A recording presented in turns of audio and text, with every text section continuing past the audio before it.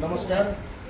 आजको हाम्रो यो लायन्स क्लब अफ काठमाडौँमा रेजिडेन्सको 2027 को लागि पिएसटी ह्यान्डओभर कार्यक्रममा पाल्नुभएका यस क्लबका सम्पूर्ण सदस्यज्यूहरूलाई हार्दिक स्वागत गर्न चाहन्छु। रिटायरमेन्ट प्रोग्रामले आसन ग्रहणको लागि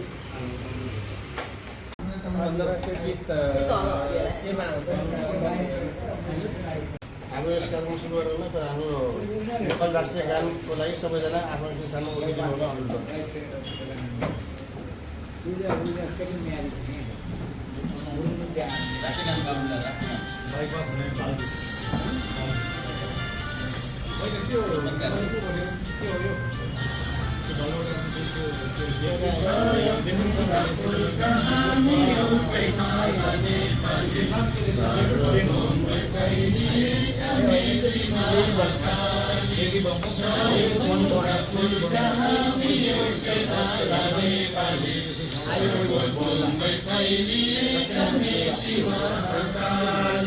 प्रकृतिका कोटि कोटि सम्पदाको अचल बिहारका राजपाले स्वतन्त्र र अचल ज्ञान भूमि शान्ति भूमि पहाडी मला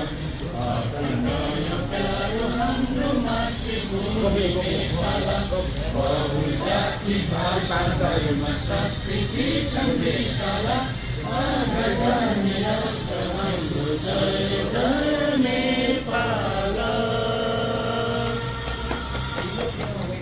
नमस्कार सबैमा, म खोदाको अभिवादन पढ्न जाँदैछु।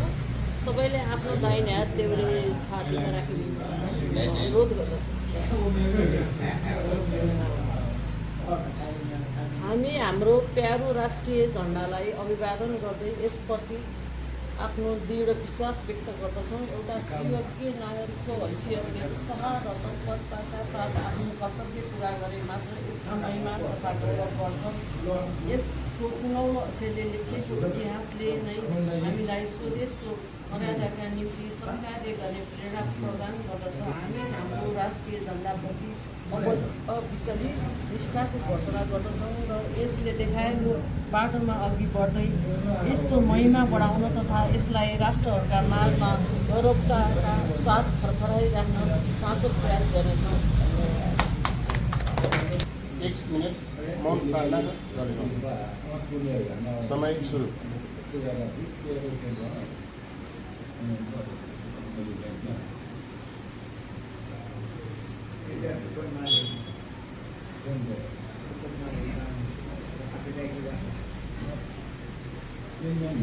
धन्यवाद।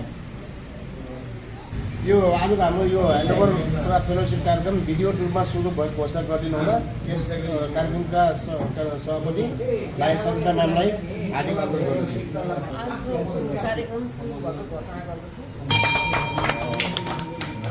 अब नयाँ सदस्यलाई 3 ड्राफ्ट वितरण गरिदिनु म लाइन दिनेश श्रेष्ठ सरलाई आग्रह गर्दछु।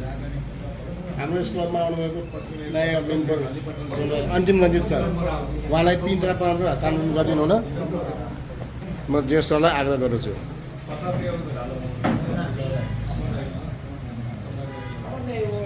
बढाइ sir, welcome to the Lions Club of Kathmandu Machhapur residence. त्यसै गरी पिन लगाइदिनु।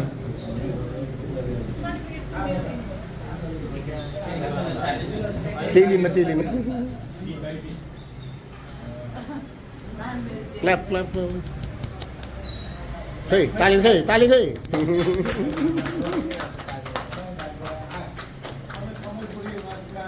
हस् ल बढाइ छ सर। त्यसै गरी यस क्लब त्यसै गरी यस क्लबमा आउनुभएका हाम्रो नयाँ लाइन सदस्य लाइन शर्मिला श्रेष्ठ म्यामलाई पनि पिन ड्राफ्ट प्रमाणपत्र प्रदान गरिदिनु हुन लाइन जेएसलाई अनुरोध गर्दछु। ल बढाइ छ ma'am, welcome to the Lions Club Kathmandu Machhapur residence. Pin दिनु न सञ्जिता म्यामलाई दिनु। ज्याकेटमा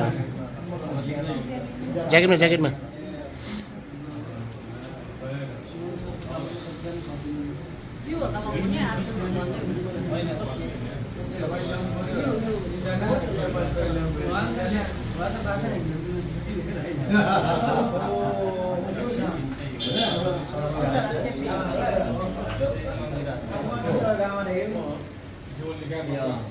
भनेको नि हामीले हाम्रै रुबिना हाम्रा मान्छेको रुबिनामा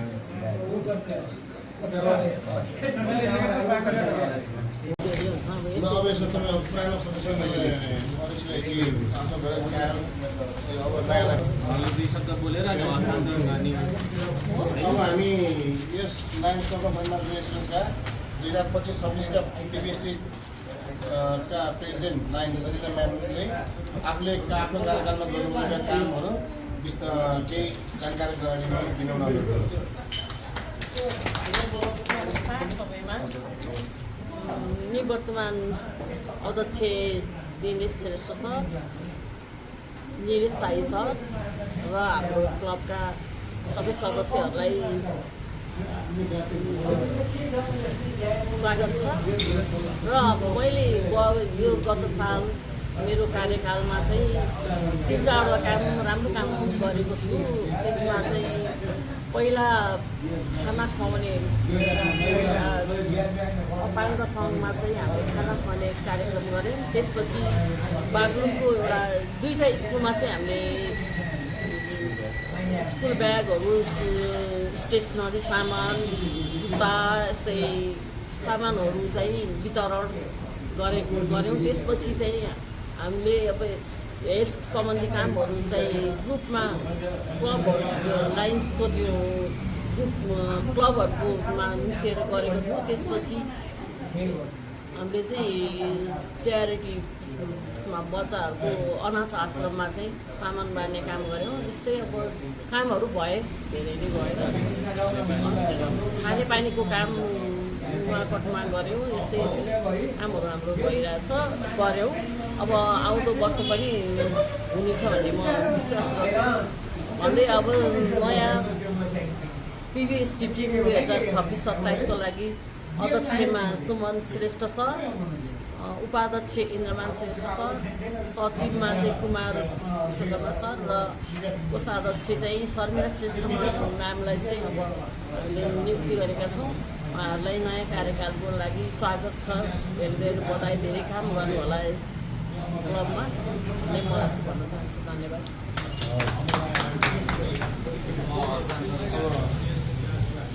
ह्यान्डओभर कार्यक्रम सुरुवात गर्दैछौँ। अब यस क्लबका 2025-26 का अध्यक्ष लायन सञ्जिता म्यामले 26-27 को लागि मनोनयन हुनुभएका लायन सुमन श्रेष्ठज्यूलाई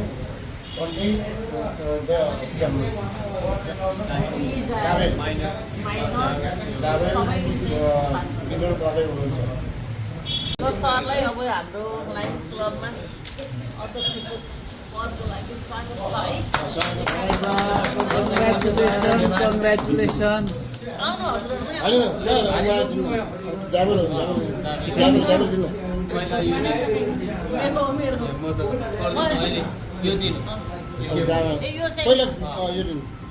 पनि यो दिन सबै सामानहरू हजुरलाई ज्ञापन मात्रै के हो, यो मात्रै अब त यो एकदम नाइस प्रेजेन्ट लायन्स क्लबलाई हो ल यति भएर अब आउनु सबै एक वर्षलाई ठुलो भारी काटा लगाइदिनु सबै मान्छे नभएर के भयो यस्तो अब इन्द्रमान श्रेष्ठ सरज्यूले 2026-27 को लागि मनोनयन हुनुभएका लाइन सचिव लाइन कुमार सिन्धुली सरलाई माइनेट तथा बढाइदिनु। Congratulation sir. धन्यवाद। बढाइछ है।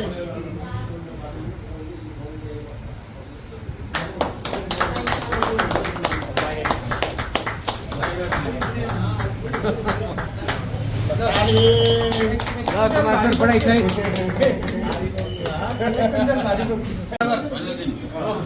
अब अहिलेसम्मको हिसाब किताबहरू यही छ, बराबर हजुरलाई मैले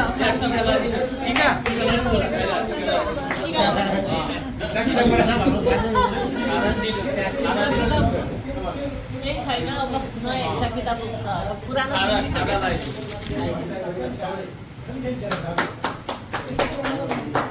तपाईँले समय बधाई छ ल ल आउनुहोस् यो नयाँ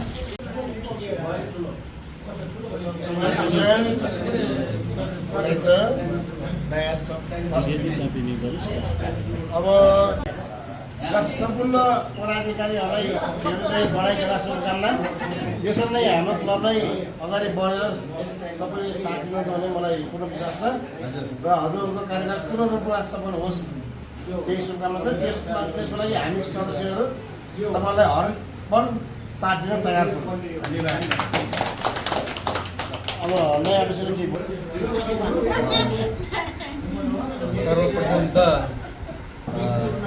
हाम्रो यस क्लबका सबै लायन्स मित्रहरूलाई धेरै धन्यवाद म दिन चाहन्छु र सबभन्दा ठुलो खुसीको कुरा त हाम्रो टिम यस्तो बलियो छ कि सबैले एक आपसमा मद्दत गरेर नै हामी आजसम्म 4औं वर्षमा म चाहिँ यस लायन्स क्लबमा चाहिँ प्रवेश गरेको 4 वर्ष भयो।